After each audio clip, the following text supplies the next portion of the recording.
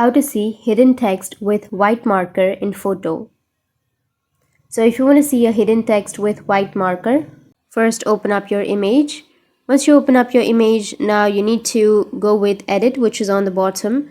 You can go with inbuilt editor, or you can also install any application, any editing application, or you can also install any editing applications, and then you can go with edit.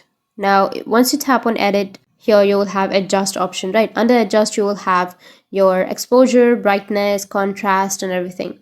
So you just need to simply go with the exposure, brightness, contrast. You can just adjust it. Once you've adjusted, then you'll be able to see the hidden text if the transparency is low. But if the transparency is not that much, then you won't be able to see the text behind the white marker. So try this option. If this option works for you, then you'll be able to see the hidden text with white marker in your photo. But if this doesn't work for you, then the only option is to ask the other person to send the screenshot again without the white marker. So that's it, and if you have any questions, feel free to comment below. Thanks for watching.